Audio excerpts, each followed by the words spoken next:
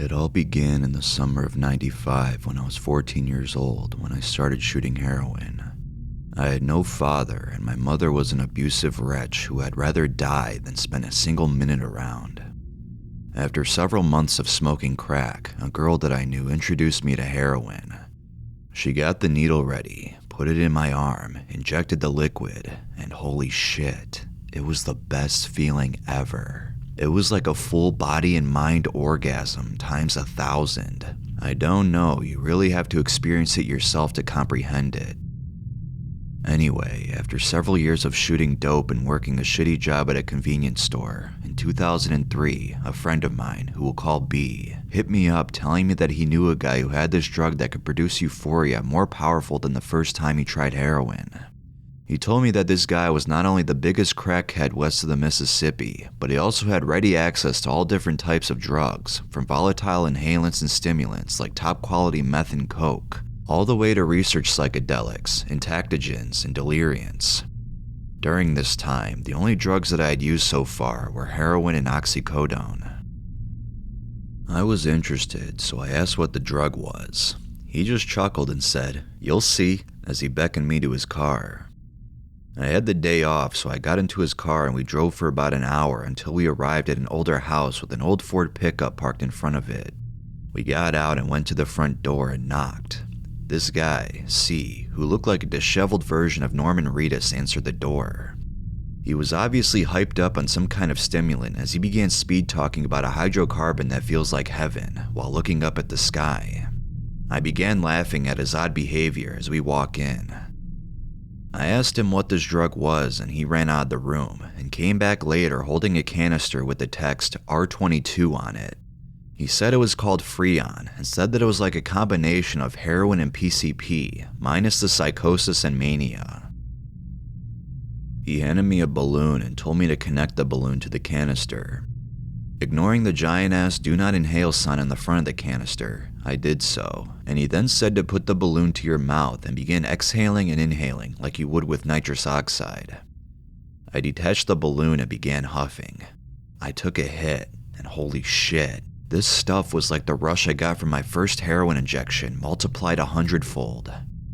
It was at that point that heroin lost its magic, and I knew that Freon would be my new drug of choice. Looking back on it, this was probably the biggest mistake I have ever made. Considering how many drugs this guy somehow had access to, I should have asked for some 2CB or something, not this shit. Anyway, after the rush faded, which probably lasted for about 2 to 4 minutes, I passed the balloon to my friend, who began huffing. We then refilled the balloon and I went first. I took 4 hard hits and euphoria washed over me once more, even more intense than before, as my vision faded to a greenish cyan color. My friends were laughing, the pitch of their voice was dipping from high to low, and I immediately saw myself from the third person. I was standing, wobbling like an old person. I then took the perspective of the television, which was right across from the sofa we were at.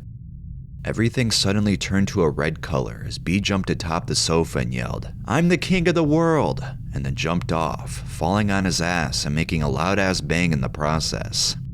C began laughing his ass off as B hobbled up and began huffing again. I was then struck with a feeling of paranoia as I was scared that I was doomed to be a TV for the rest of my existence, that this was my punishment for hedonism. A few minutes later, I came to. I was still standing, but I was dizzy as hell and had a slight headache. C passed me the balloon and I took 2 more huffs. I didn't trip again, but I was filled with confusion. B said something along the lines of, "Bro, imagine huffing Freon while tripping on Benadryl."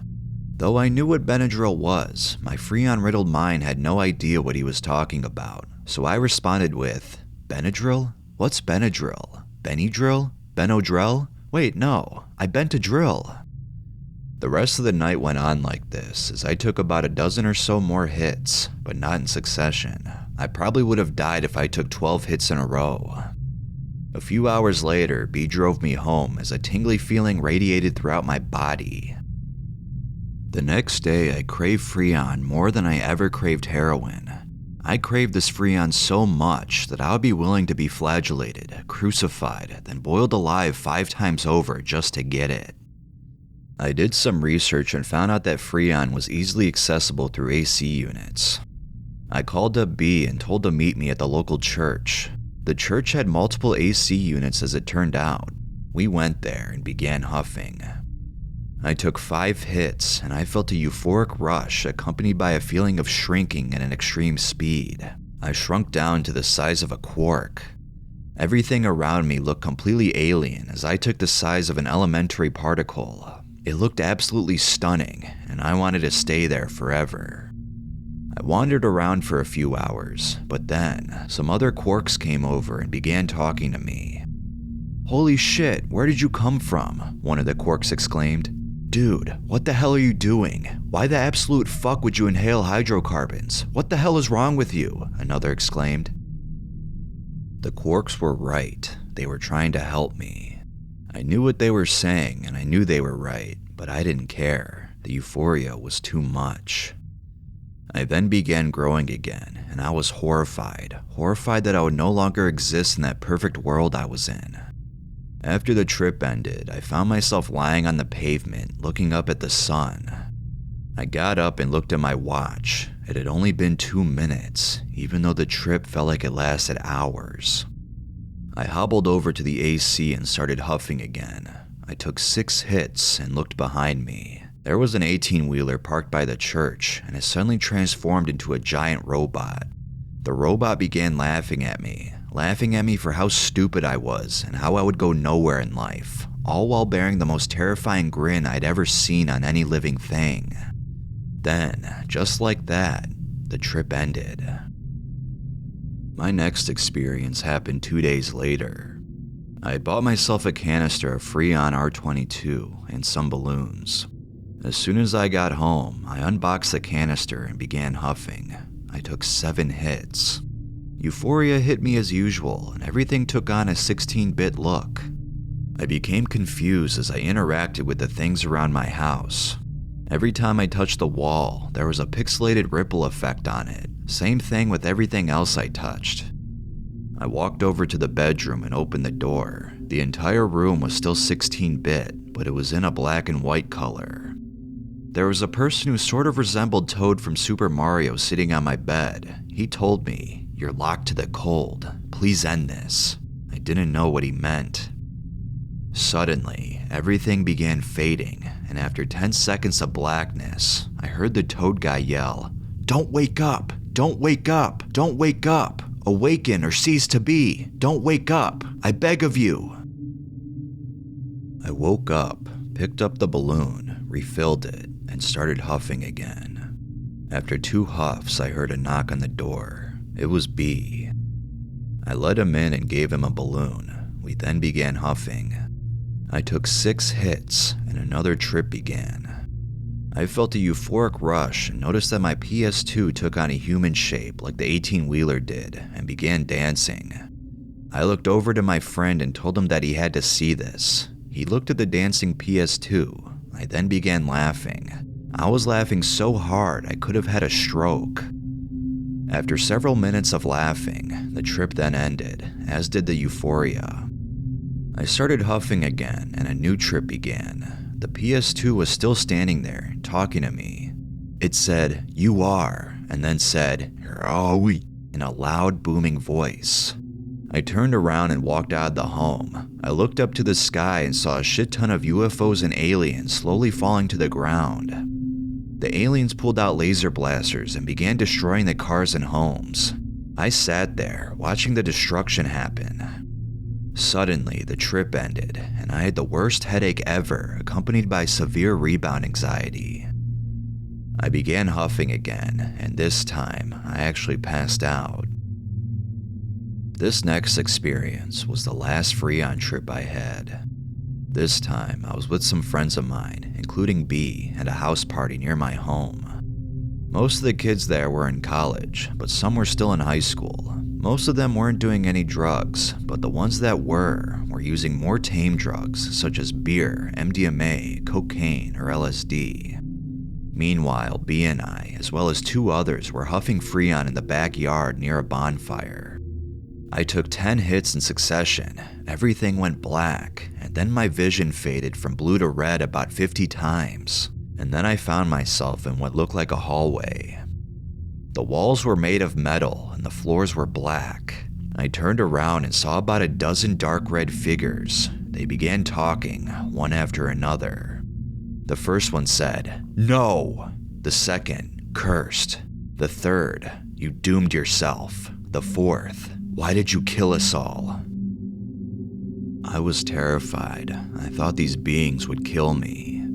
I started running, and I realized that this hallway was actually a maze. I just ran at full speed. I just continued running for what felt like millions of years. No joke, it literally felt like millions of years passed during this trip. I ran, and the red figures were chasing, yelling various insults at me. After another million years of running, the trip apparently ended. I woke up next to the bonfire, and it actually took me about 30 minutes to comprehend that millions of years did not pass, as it legit felt like millions of years. I asked B how long I was out for, and he said about a minute and a half. I picked up another balloon and began huffing again, and I was right back into the same maze. I began running again as the same red figures were chasing me, threatening to kill me. A few million years then passed, and then everything went black, and my body went numb. I then heard a beeping sound, and as soon as the beeping sound started, the message, "Warning, body temperature below 95 degrees, in red text with the red triangle warning sign beside it flashed for about 15 times before everything faded to a blood red color as I felt pain that was on par with a cluster headache throughout my entire head. A few seconds later, I began experiencing psychedelic-like visuals as the pain quickly faded into euphoria, this rush being the most powerful one yet. Despite the powerful euphoric rushes I've had prior to this one, there's no adequate word in any known language on the planet to describe how utterly at peace I felt.